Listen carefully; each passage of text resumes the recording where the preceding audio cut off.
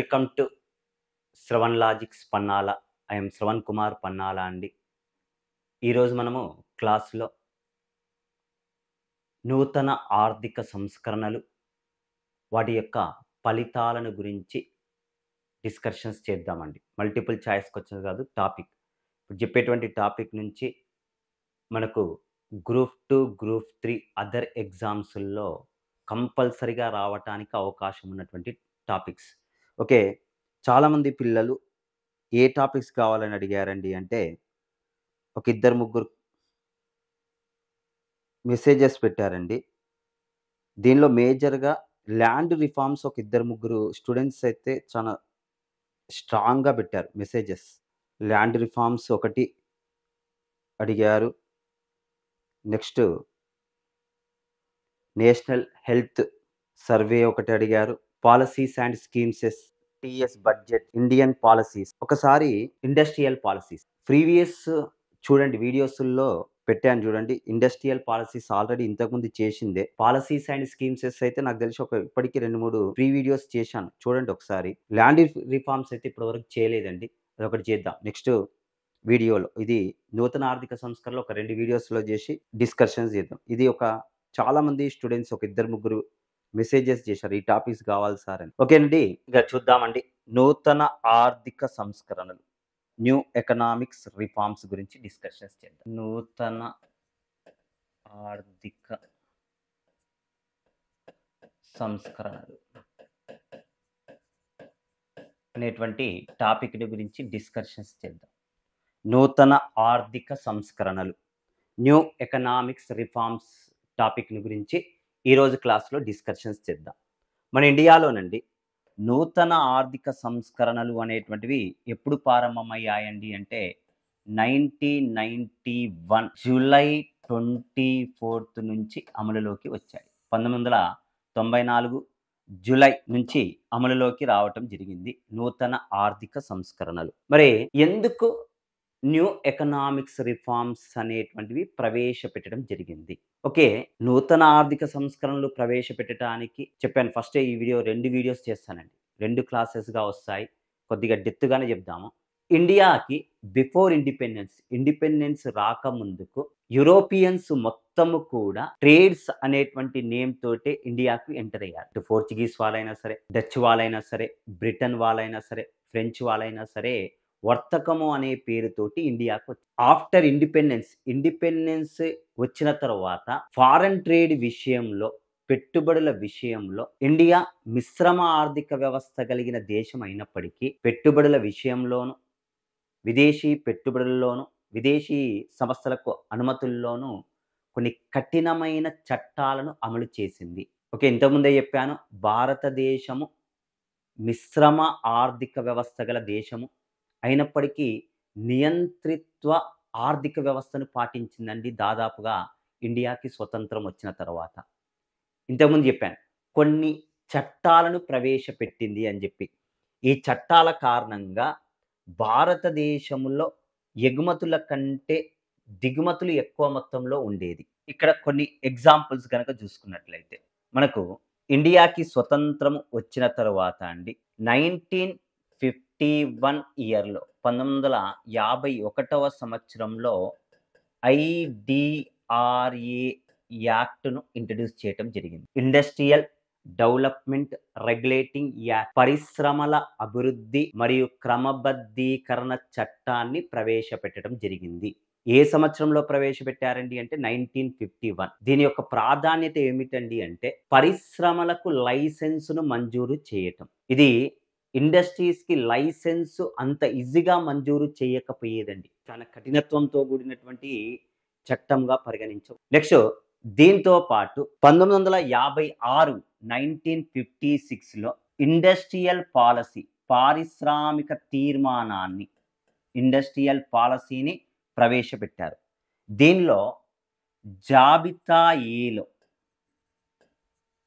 మొత్తము 3 జాబితాలుగా విభజించాడండి. జాబితా ఏలో మోనోపాలీ ఇండస్ట్రీస్, ఏకస్వామ్య పరిశ్రమలుగా జాబితా ఏలో ఉంచాడు. జాబితా ఏలో 100% పెట్టుబడులు ఎవరు పెట్టాలండి అంటే ప్రభుత్వ రంగమే, పబ్లిక్ సెక్టార్ మాత్రమే ఇన్వెస్ట్మెంట్స్ పెట్టాలి. ప్రభుత్వ రంగము మాత్రమే పెట్టుబడులు పెట్టాలి. జాబితా ఏ కింద తీసుకొచ్చాడు దీన్ని. దీని ప్రకారం అండి 17 రకాలైనటువంటి పరిశ్రమలను జాబితా ఏ కింద పెట్టడం జరిగింది. ఇవన్నీ ఎవరి యొక్క గుత్యాధిపత్యంలో ఉండేదండి అంటే ప్రభుత్వం యొక్క గుత్యాధిపత్యంలో ఉండేది. ఇదే గాకుండా మనకు 1969వ సంవత్సరంలో 1969 ఇయర్‌లోనండి 1969వ సంవత్సరంలో ఎంఆర్‌టిపి చట్టాన్ని, ఎంఆర్‌టిపి యాక్ట్‌ను ప్రవేశపెట్టడం జరిగింది. MRTP means monopoly restriction trade on practices. ఓకేనండి. ఏకస్వామ్య వ్యాపార నిరోధక చట్టాన్ని ప్రవేశపెట్టారు. ఈ చట్టం ప్రకారము ఇండస్ట్రీస్ ఆర్ కంపెనీస్‌ల్లో గరిష్ట పెట్టుబడి పరిమితి 20 crores, 20 కోట్ల కంటే ఎక్కువ పెట్టుబడులు పెట్టకూడదు. నెక్స్ట్ 1969లో 1969వ సంవత్సరంలోనండి టోటల్‌గా 14 ప్రైవేట్ బ్యాంక్స్‌ను, 14 ప్రైవేటు బ్యాంకులను జాతీయము చేయటం జరిగింది. నేషనలైజ్డ్‌గా అనౌన్స్‌మెంట్ చేయటం జరిగింది. 50 కోట్లకు పైగా డిపాజిట్లు కలిగినటువంటి 14 ప్రైవేట్ బ్యాంక్స్‌లను జాతీయకరణం చేయటం జరిగింది. ఏ సంవత్సరంలో? 1969లో. అదేవిధంగా 1980వ సంవత్సరంలో 6 ప్రైవేటు బ్యాంకులను జాతీయకరణం చేయటం జరిగింది. ఈ 6 ప్రైవేటు బ్యాంకుల్లో కూడా 200 కోట్లకు పైగా డిపాజిట్లు ఉన్నటువంటి 6 బ్యాంకులను జాతీయం చేయటం జరిగింది. నెక్స్ట్ వన్, దీంతో పాటు 1973వ సంవత్సరంలో ఫారెన్ ఎక్స్చేంజ్ రెగ్యులేటింగ్ యాక్ట్‌ను తీసుకొచ్చింది. ఫారెన్ కరెన్సీ ఇండియాకు వస్తుందండి అంటే ఎవరి యొక్క అనుమతి తప్పనిసరి అండి అంటే ఫారెన్ ఎక్స్చేంజ్ రెగ్యులేటింగ్ యాక్ట్ యొక్క అనుమతి తప్పనిసరిగా తీసుకోవాలి. నెక్స్ట్ ఇదే గాకుండా మన ఇండియాలో మిగులు ఉత్పత్తులు చాలా తక్కువ మొత్తంలో ఉండేది. ఎందుకండి? విదేశీ పెట్టుబడులు ప్రోత్సహించకపోయేది. పెట్టుబడులు పెట్టాలంటే అనేకమైనటువంటి ఆంక్షలు, అడ్డంకులు కలిగి ఉండేది ఇండియా దేశంలో. అయితే వాస్తవానికి మనకు 1900 ఈ ఎఫెక్ట్ ఇండియాలో ఎప్పుడు పడిందండి అంటే 1990 నాటికి భారతదేశము ఆర్థిక పరిస్థితి చాలా వరకు దిగజారిందండి. కేవలము 2 వారాలకు సంబంధించిన ఏదైనా దిగుమతి చేసుకుంటే పెట్రోల్ గానీ, డీజిల్ గానీ ఏమైనా దిగుమతి చేసుకుంటే 2 వారాలకు సంబంధించినటువంటి అమెరికన్ డాలర్లు మాత్రమే కేవలం భారతదేశంలో నిల్వలుండే. చంద్రశేఖర్ అయితే ప్రధానమంత్రిగా ఉన్నప్పుడు భారతదేశంలో ఉన్నటువంటి బంగారాన్ని కుదవబెడదామని ట్రై చేశాడండి. బ్యాంక్ ఆఫ్ ఇంగ్లాండ్ దగ్గర కుదవబెట్టి రుణాలను తీసుకొద్దామని చెప్పి ప్రయత్నం చేశాడు. అప్పటికి భారతదేశంలో ఎలాంటి కండిషన్స్‌లోకి వచ్చిందో చూద్దామండి. ఇక్కడ గనుక చూసుకున్నట్లయితే భారతదేశంలో 1990వ సంవత్సరంలో ఫిజికల్ డెఫిసిట్, కోశ లోటు ఎంతవరకు ఉందండి? మనం తీసుకొచ్చినటువంటి అప్పులు మొత్తము జీడీపీలో గ్రాస్ డొమెస్టిక్ ప్రొడక్ట్‌లో 7.8% ఉంటే 1991వ సంవత్సరం నాటికి కోశ లోటు ఎంతకు చేరుకుందండి అంటే 8.4%కి చేరుకుంది. 8.4%కి చేరుకున్నామండి 1991 91 ఆర్థిక సంవత్సరం నాటికి. అదేవిధంగా దేశీయ ప్రభుత్వ రుణాలు, ఇంటర్నల్ డెబిట్స్, దేశీయ ప్రభుత్వ రుణాలు మొత్తము జీడీపీలో 49.7%కి చేరుకుందండి.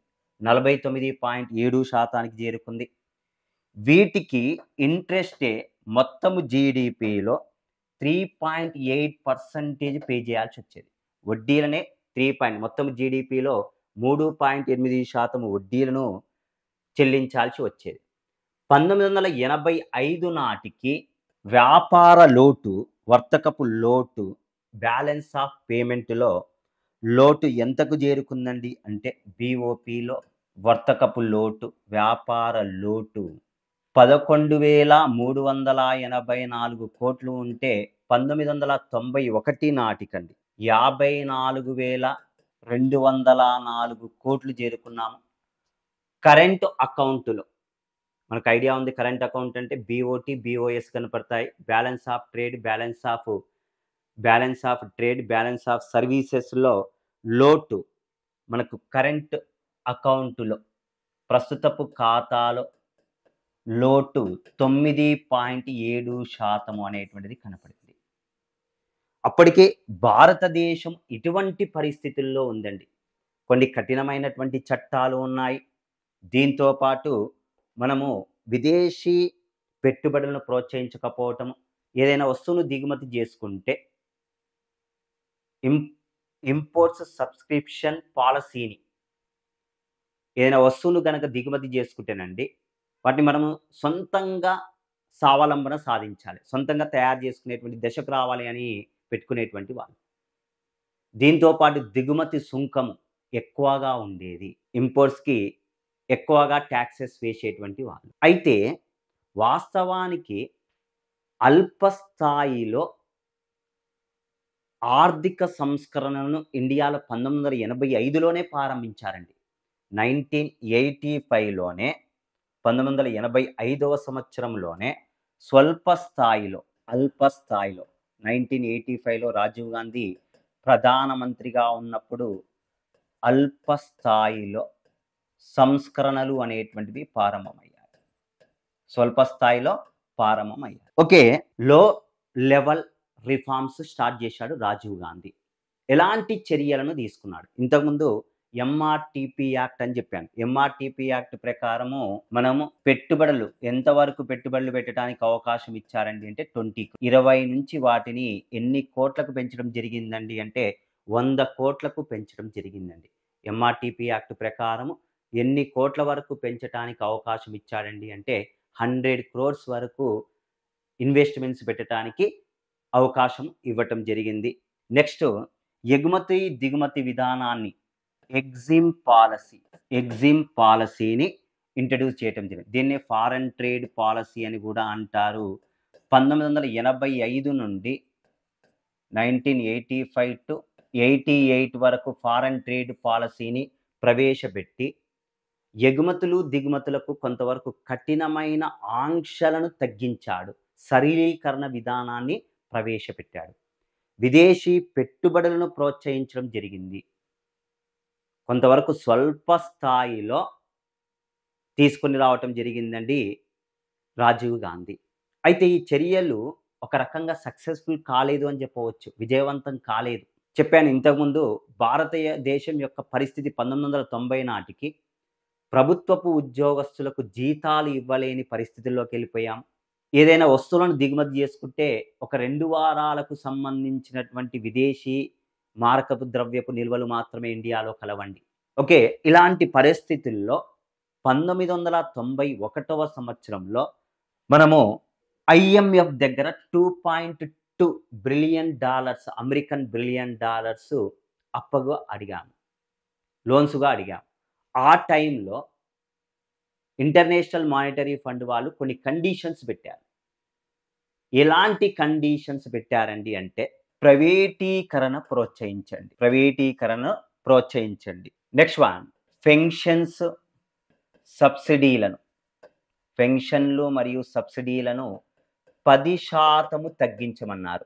పెన్షన్లు మరియు సబ్సిడీలను 10% తగ్గించమన్నాడు. నెక్స్ట్ రూపాయి విలువను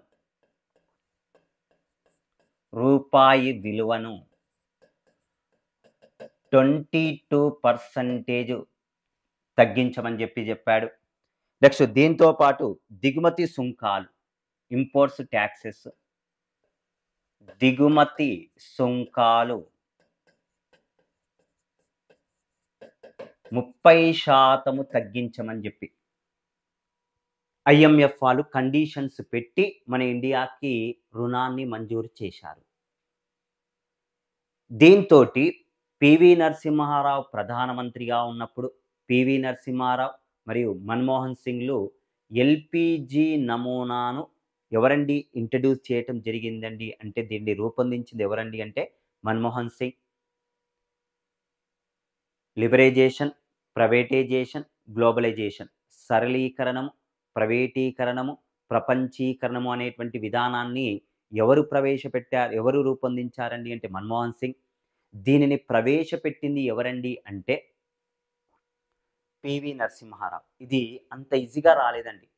ఈ సంస్కరణలు తీసుకొని వస్తాను అంటే ఫస్ట్ ఏ పార్టీ కూడా దీనికి మద్దతు తెలపలేదండి. సపోర్ట్ ఇవ్వలే. ఈ టైంలో మీరు చూడండి 1991వ సంవత్సరంలో యూఎస్ఎస్ఆర్ కూడా డివైడెడ్ అయిపోయింది. చైనా వంటి దేశాలు కూడా ప్రైవేటీకరణ వైపు ప్రోత్సహించాయి. ఇలాంటి కండిషన్స్‌లో భారత్ గనుక ప్రైవేటీకరణ ప్రోత్సహించకుంటే భారతదేశము 100 సంవత్సరాలకు వెనకబాటుతనంలో ఉంటుందని చెప్పి ఎవరండి వివరించింది అండి అంటే పివి నరసింహారావు.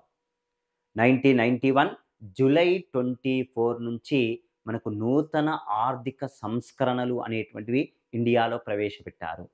ఈ నూతన ఆర్థిక సంస్కరణలండి మనము 2 రకాలుగా వర్గీకరణ చేయవచ్చు. ఒకటి స్థూల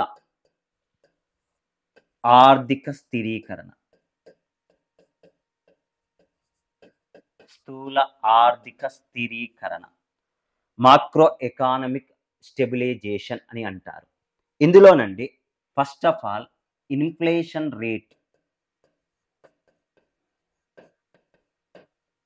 రేటును డిక్రీజెస్ చేయగలిగారు. ద్రవ్యోల్బణపు రేటును అదుపులోకి తీసుకురావటం జరిగిందండి ఈ టైంలో.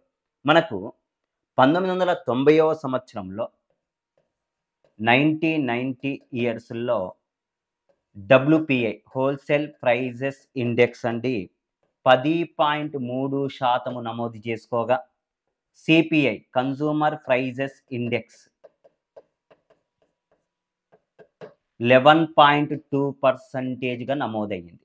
వీటిని దాదాపుగా 1996 నాటికి 5% నుండి 6% మధ్యానికి పరిమితం చేయగలిగారండి నూతన ఆర్థిక సంస్కరణల ద్వారా. అంటే ద్రవ్యోల్బణాన్ని ఫస్ట్ స్థిరీకరణ చేశారండి. కంట్రోల్ చేయగలిగారు ఎల్పిజి నమూనా కారణంగా. నెక్స్ట్ దీంతో పాటు కోశ లోటు విషయంలో కనుక చూస్తే కోశ లోటు విధానంలో మనకి ఇంతకుముందు చెప్పుకున్నాం 1990వ సంవత్సరంలో కోశ లోటు 7.8% ఉంటే 1991 నాటికి 8.4%గా నమోదు అయింది. ఈ కోశ లోటును తగ్గించడం కోసం అనేకమైనటువంటి చర్యలు తీసుకోవటంతో పాటు 1996 నాటికి 96-97 నాటికి కోశ లోటు ఎంతకు తగ్గించగలిగామండి అంటే 5%.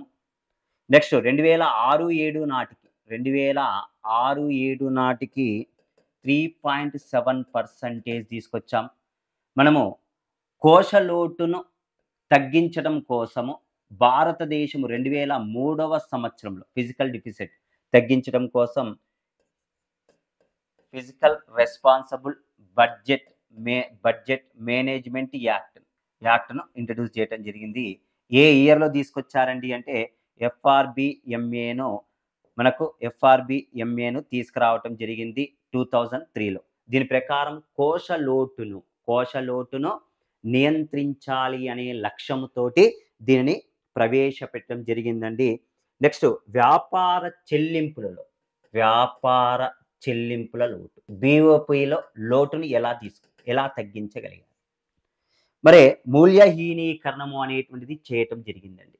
ఇక్కడ మనకి ఇండియాకి స్వతంత్రం వచ్చిన తర్వాత మూల్యహీనీకరణము టోటల్గా రూపాయి విలువను తగ్గించడము 4 సార్లు చేశారు. మూల్యహీనీకరణం యొక్క ప్రధాన ఉద్దేశం ఏమిటండి? ఎగుమతులను ప్రోత్సహించి విదేశీ ద్రవ్యాన్ని పెంచాలి. 1991వ సంవత్సరంలో 2 సార్లు రూపాయి విలువను తగ్గించి ఎగుమతులను ప్రోత్సహించగలిగారండి. 1991లో డీవాల్యుయేషన్ 2 సార్లు చేయటం జరిగింది మూల్యహీనీకరణం. 1991 జూలై 1వ తేదీన, నెక్స్ట్ 1991 జూలై 3వ తేదీన 2 సార్లు మూల్యహీనీకరణం చేయటం జరిగింది. ఈ మూల్యహీనీకరణం యొక్క ప్రధాన ఉద్దేశము ఏంటండి అంటే విదేశీ మారక ద్రవ్యాన్ని పెంచాలి. విదేశీ ద్రవ్యం పెంచాలండి అంటే ఎగుమతులను పెంపొందించాలి అనేటువంటి ఉద్దేశంతోటి ఇక్కడ మనకు మూల్యహీనీకరణాన్ని తీసుకురావటం జరిగింది. డాలర్ విలువనండి, డాలర్ విలువను రూ. 21 నుండి రూ. 27కు పెంచారు. రూపాయి విలువను తగ్గించి డాలర్ విలువను రూ. 21 నుండి రూ. 27కు పెంచడం జరిగింది. దిగుమతి సుంకం, ఇంపోర్ట్స్ మీద సుంకము 130% నుండి దాదాపుగా 30%కి తగ్గించారండి. ఇంపోర్ట్స్ మీద మనకు ట్యాక్సెస్, సుంకాలు అనేటువంటివి ఎంతవరకు తగ్గించడం జరిగిందండి అంటే 30% వరకు తగ్గించారు. ఓకే, ఇవన్నీ కూడా ఎలాంటి విధానాలు అని చెప్పవచ్చండి అంటే స్థూల ఆర్థిక విధానాలు అని చెప్పవచ్చు. ఓకే అండి, ఇది ఈరోజు ఒక టాపిక్ గురించి డిస్కషన్స్ చేశామండి, నూతన ఆర్థిక సంస్కరణలు. ఓకే, దీనిలో మరొక పార్ట్ ఉందండి, దాని గురించి నూతన ఆర్థిక సంస్కరణలో క్లాస్ 2లో మరొక అంశాన్ని గురించి డిస్కషన్స్ చేద్దామండి.